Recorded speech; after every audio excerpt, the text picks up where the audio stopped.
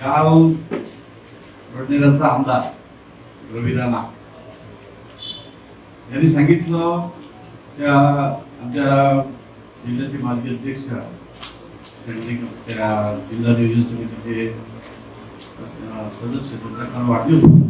त्या वाढदिवसाच्या निमित्तानं भाषण देताना त्यांनी सांगितलं की रविराज देशमुखची उमेदवारी मी कापली आणि कापून राजेश वानखेडेला उमेदवारी दिली. माझा प्रश्न सर्वात पहिले रविराणाला हा आहे, रविराणाने एवढा मोठा झाला का तो भारतीय जनता पार्टीच्या तिकिटा वाटत सुटला आहे. भारतीय जनता पार्टीला पदाधिकारी नाही, वरचे नेते नाही, पार्लमेंटरी बोर्ड नाही. भारतीय जनता पार्टीची नगरसेवकाची तिकीट कशी मिळते ते तुम्हाला सर्वांना माहित आहे की तो विधानसभेची तिकीट होते. म्हणून फक्त बोलायचं आणि वातावरण दूषित करायचं, कार्यकर्त्यांमध्ये संभ्रम निर्माण करायचा यासाठी म्हणून ते वक्तव्य करत असतात. आता काल परवा काही गोष्टी घडल्या, तुम्हाला माहित आहे ही मिरची का लागली, कुठं लागली. माझाच एकट्याचा विषय नव्हता, हा भारतीय जनता पार्टीच्या सर्व कार्यकर्त्यांनी विचार करण्याची गरज आहे. आणि सहज मी आज सकाळी प्रवीण जोशी बोललो, भाऊ कसा मेसेज आला तर आपण बोललो पाहिजे. तर ठीक आहे जाऊ, शिवराजीला केला, विजयजीला केला, तुषारजींना केला, सर्वजण आम्ही भारतीय जनता पार्टीचे. कारण विधानसभा महानगरपालिकेच्या निवडणुकीत आम्ही पक्षाला वरच्या सातत्याने सांगत होतो त्या मंडळींना की ही आपल्यासोबत जी वागणूक आहे आणि आता गैरफायदा घेण्यात येत आहे. त्यावेळी वरच्या पक्षाने आमच्याकडे नेत्यांनी जास्त लक्ष दिलं नाही, त्याची मला खंत आहे. परंतु आता हा प्रकार जास्त दिवस चालू द्यायचा नाही असं आम्ही सर्व कार्यकर्त्यांनी पदाधिकाऱ्यांनी ठरवलं. आणि म्हणून त्या रवी राणाविषयी बोलण्यासाठी आज आम्ही इथं आलेलो आहोत. कारण निवडणुका हे सगळं चालणार आहे, यामध्ये की नवीन काही घडणार नाही आहे. पण ते दुसऱ्याच्या पार्टीचं तिकीट आम्ही देतो म्हणाला, मी तिकीट म्हणजे उमेदवार ठरवतो. त्यांच्या निवडणुकीत, लोकसभेच्या निवडणुकीत भारतीय जनता पार्टीचे सर्व पदाधिकारी, कार्यकर्ते आणि माझी धर्मपत्नी आरती वानखेडे आम्ही सर्वांनी मिळून शाळेचे मंडळाचे बाकी सर्व पदाधिकारी शाळेत विवेक आहे, आम्ही सर्वांनी मिळून भारतीय जनता पार्टीचा उमेदवार जिंकावा यासाठी प्रयत्न केला. का जिंकला नाही त्याचे कारण काय काय आहे हे तुम्हाला माहिती आहे. कारण काय, जेव्हा एखादा विषय येतो का पडला त्यांनी पहिले स्वतःकडे बघितलं पाहिजे, नसं दुसऱ्याला बोललं पाहिजे. तर तसं न करता हे त्यांना विरोधी खूप दिवसाची लागली, जसं त्यांना असं वाटते मी म्हणत मी सर्व ते होईल, परंतु त्यांनी लक्षात घ्यावं की याच्यानंतर असं होणार नाही. त्याच्या आलेला कार्याने उत्तर आम्ही देणार.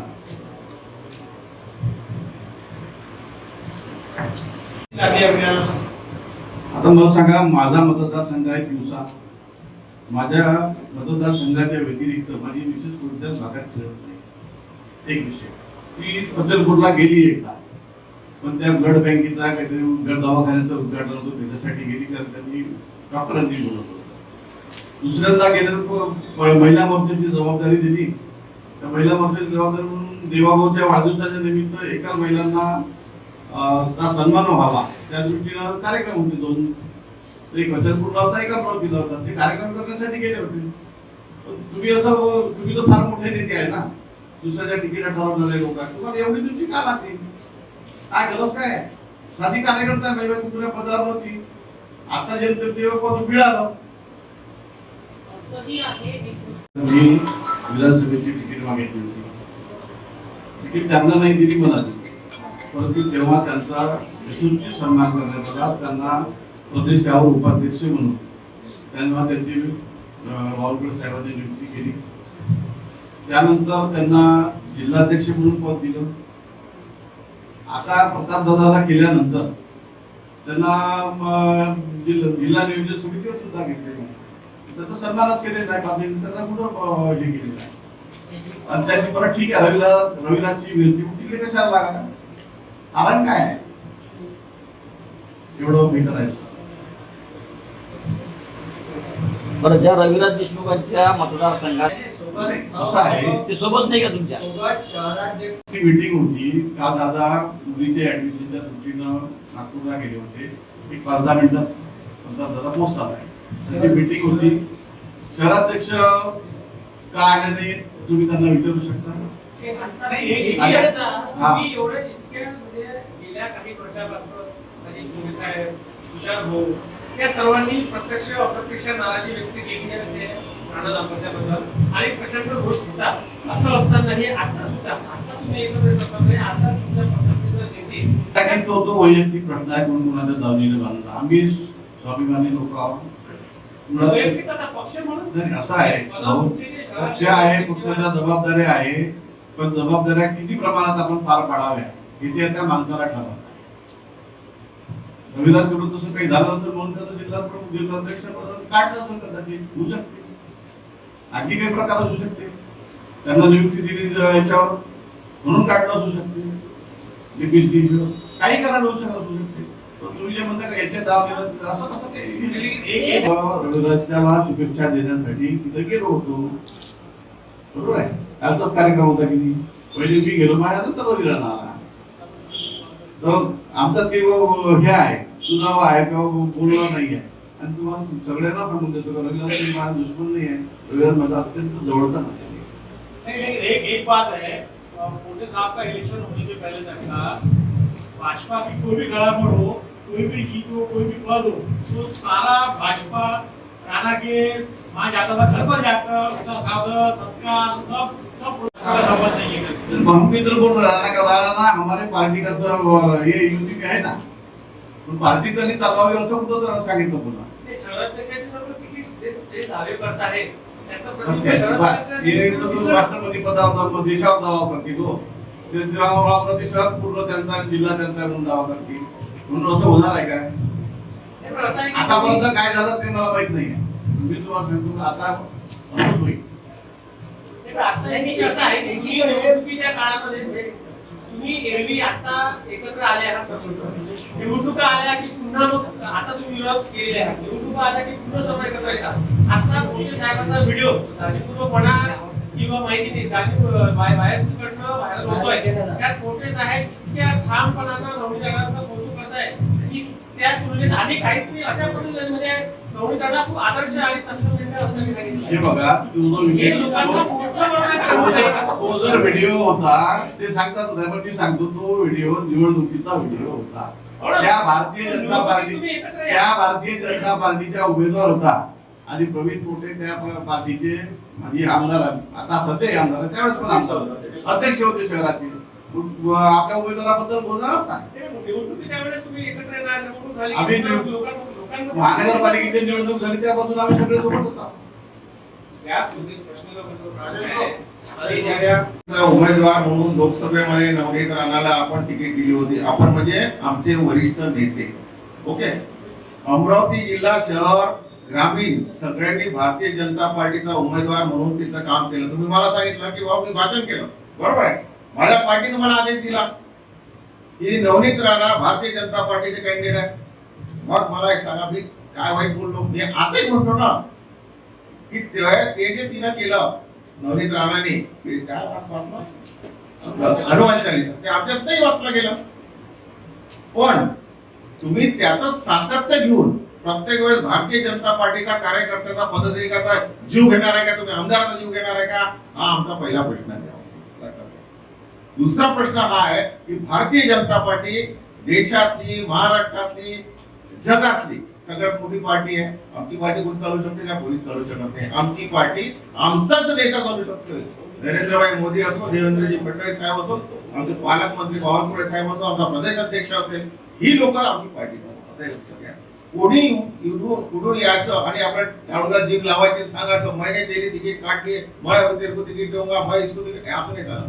आमची तिकीट कापायची हिंमत असेल तर आमचे वरचे नेते कापतात. आमचे नेते आम्हाला तिकीट देतात. आम्हाला दुसऱ्या कुठल्याही माणसाची कुबडीची गरज नाही.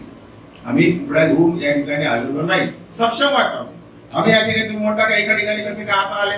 भारतीय जनता पार्टीचा प्रत्येक कार्यकर्ता पदाधिकारी हा तेव्हाही एकत्र होता आताही सुद्धा एकत्र आहे. जर तुम्हाला एक सांगतो, बाहेरून जर कोणतं संकट होत असेल तर 100% आम्ही एका ठिकाणीच राहतो. आम्ही दुसऱ्या माणसाचं कोणतंही काही ऐकणार नाही. आता काल तुम्ही पाहिलं की हा जो रविराज देशमुख आहे तो कालचा विरोधक आहे काय नाहीये. त्याला पार्टीतून त्याला का काढलं असेल, कसं काढलं असेल, हा पार्टीचा प्रश्न आहे, हा प्रदेश अध्यक्षांचा प्रश्न आहे, तो आमचा प्रश्न नाहीये. त्यांना डीपीडीसी मध्ये अध्यक्ष म्हणून दिलं, डीपीडीसी मध्ये त्यांनी नाव घेतलं आणि त्याच्यामुळे काढलं असेल. दुसरा प्रश्न तुम्ही हा मांडला की शहराचा काढला आणि परत वापस त्याला हे दिला, स्टे दिला. हा सुद्धा प्रश्न आहे काही होता. तुम्हाला एक सांगतो, भारतीय जनता पार्टी हा एवढा मोठा पक्ष आहे, हा कुणाला ऐकत नाही. प्रवीण कोटेला ऐकणार नाही किंवा वानखेडे राजेश वानखेडेंना आमदार नाव ऐकणार नाही किंवा दादाला ऐकणार नाही किंवा इथे बसलेले आमचे दिनेशजी आहे, शिवरायजी आहे, तुषारजी आहे, किरण भाऊ आहे, आमचे जयंता भाऊ आहे, मागे बसले आमचे नेते मंडळी आहेत, कार्यकर्ते. असं कोणाच्या मनात ऐकत नाही. पार्टी एक पार्टी हा भारतीय जनता पार्टीचा एक न्याय आहे. भारतीय जनता पार्टीची टीम आहे. भारतीय जनता पार्टी सुसंस्कृत पार्टी आहे. ही अशी कुणाच्या बोलण्यावर चालत नाही. पण तुम्ही म्हणत असाल किंवा आता तुम्ही म्हटलं की सगळं त्याच्या बोलण्यावर चालतंय, बिलकुल चालत नाही. तुम्हाला एक सांगतो, काही ठिकाणी आमचा घटक पक्ष म्हणून बऱ्याच गोष्टी त्याला चालवा लागतात, हे लक्षात घ्या. याचा अर्थ का पार्टी चालवता तुम्ही पहा ना, महानगरपालिका, जिल्हा परिषद, महानगरपालिका, नगरपालिकेमध्ये काय हाल झाले. ज्या ठिकाणी भारतीय जनता पार्टीचे कॅन्डिडेट गेले त्या ठिकाणी नाव माहीत झाले, त्याला एक्सपोज केला गेला, दुसरा कॅन्डिडेट दिला गेला. मला एक सांगा, नुकसान नाही झालं. आम्हाला माहित होतं यावेळी आम्ही 50 सीटा महानगरपालिकेत आमचो, आमच्या जो जिल्हा, आमच्या इकडे आम्ही याच्या अंजनगाव मध्ये, अचलपूर मध्ये, चंदूरबाजार मध्ये सीटा नव्हत्या. खेळ केला गेला बाकायदा. मला एक सांगा, हे आमच्या पार्टीच्या वरिष्ठ नेत्यांना समजते. पण आमचे वरिष्ठ नेते, तुम्हाला एक सांगतो, बुद्धिमान आहेत. वेळेवर कोणाला कसा फटका मारायचा हे काही आम्हाला सांगायची गरज पडत नाही. आमचे नेतेवर आमचा विश्वास आहे, त्यामुळे आम्हाला पुढे चिंता करण्याचं काही काम नाही. फिर आप एक तरफ जो जिसको आप भाजपा का नेता बता रहे हो, वो व्यक्ति भाजपा का छोड़कर लेकर वायस का प्रचार कर रही है, वोट बाकी आता खड़े होकर। मैं उसको भाजपा का नेता नहीं मानता हूँ, मैं नहीं मानता हूँ। मेरी पार्टी मानती हो तो मानती हूँ। नहीं, मैं बताता, सुनो मेरी बात सुनो। मेरे हमारे महाराष्ट्र के मुख्यमंत्री देवेंद्र जी फडणवीस साहब लोकप्रिय नेते हैं, लोक नेते हैं, उनका कोई सम्मान नहीं करता है तो मैं ऐसे आदमी को, कोई मेरे पार्टी का स्थान नहीं है। मेरा वैयक्तिक मत है, पार्टी क्या बोलती है उनका मत है, लेकिन मेरा वैयक्तिक मत है कि मेरे देवेंद्र फडणवीस साहब, मेरे महाराष्ट्र के नेते, मेरे लोक नेते, उनका कोई सम्मान नहीं करता तो मैं नहीं सम्मान करूंगा। वो ऊंचा विषय। लेकिन विषय ये है कि इतना सब होने के बाद अभी आप कबूल कर रहे हैं कि पार्टी का नुकसान हुआ, 50 सीट मिलने वाली थी, पार्टी के नेता उनको भाव दे रहे हैं। बिल्कुल कोई सुनता नहीं। देखो क्या रहता है, मैं तुमको बताता एक और एग्जांपल देता। ये दारूडी आता और डमरू बजाता, टुर टुर टुर टुर, वो क्या बोलता मालूम है, सांप और मुंगस की लड़ाई बताता। सांप और मुंगस की लड़ सकते क्या, उसको मालूम है, एक तो सांप मर जाएगा, कभी नहीं बताएगा वो। सेम पोजीशन ऐसी भी बनती बहुत बार। हमारे गांव बचपन में खेड़े में बचे हुए, खेड़े में बड़े हुए, क्या रहता, हम ये गांव से वो गांव में जाते थे, बाजार में रहते थे, बाजार के लिए जाते थे। कभी कभी वो कोई गांव में क्या बोलते उसको, ये रहता नहीं काय देते असतं ना आपण सगळ्या गोष्टी समाधान करतो। आम्ही बंडीत बसून आम्ही ना, आम्ही गावात या गावात त्या गावात जातो, त्याच्या खाली आमच्या घरचं कुत्रं चालायचं। त्या कुत्रं त्या बंडीच्या खाली चालत होतं, पण त्या कालांतराने त्या कुत्र्याला वाटायचं की बंडी मीच ओढून राहिलो। त्याला लक्षात घ्या, त्या कुत्र्याला असं वाटते आला की प्रोटेक्ट करायचं। त्याला माहिती आहे की इतर गावातले कुत्रे अंगावर येतील, मारतील, चावतील, पण ते काय करायचं, ते बंडीच्या खाली चालायचं आणि गावाच्या बाहेर गेल्यावर ते त्याला असं वाटायचं की बाबा मीच साव आहे, मीच हे बंडी ओढून राहिलो। असा भ्रम कोणी करू नये। हे कोणाबद्दल बोलत तुम्ही? आता तुम्ही समजायचं, तुम्हाला समजायचं काय विषय लावतो, तुम्हाला समजायचं। भारतीय जनता पार्टीची तिकीट मागे दिवसा मतदारसंघात राजू वानखेडे दिली आहे। यावेळेस तुम्हाला सांगतो, पार्टी जे आहे, पार्टीने ठरवलेलं आहे, तर पार्टी ठरवली, आमचा दुसरा कोणी नेता नाही। आमचा नेता देवेंद्रजी फडणवीस साहेब, लोक नेते देवेंद्रजी फडणवीस साहेब, आमचे बावनकुळे साहेब आहेत नेते, आमचे मतदार आमचे रवींद्र चव्हाण साहेब प्रदेश अध्यक्ष आहेत, आमचे गडकरी साहेब आहेत, आमचे वरचे नेते आहेत, अमितभाई शाह आहेत तिथे। ही सगळी मोठी मंडळी त्या गोष्टीने त्याबद्दल चालत असतात। तुम्हाला त्यामध्ये कोणी कोणाची तिकीट काढून काढू शकत। अरे मला एक सांग, मी उदाहरण तुमच्या समोर, 1 वर्षापासून प्रवीण कोणी तिकीट कापली होती, काढली का कोणा, का दिली मला तिकीट, त्याच्या मनात ऐकलं कोणाच्या? अरे प्रवीण कोटेचं उदाहरण आहे तुम्हाला तुमच्या समोर, आता एक नाही टाइम लागतो, तोपर्यंत तर लय उलटा पलटा होत नाही. मगाशी बोलले की हा आमदार भाजपचाच आहे, तो काही दुसऱ्याचा नाही आहे.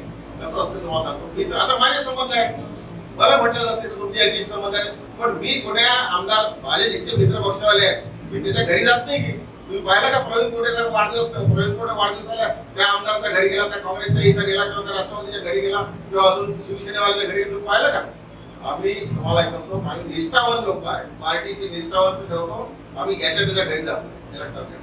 आमचा जरी आम्ही मित्र पक्ष जरी असतो तरी सुद्धा जातो, हे लक्षात घ्या.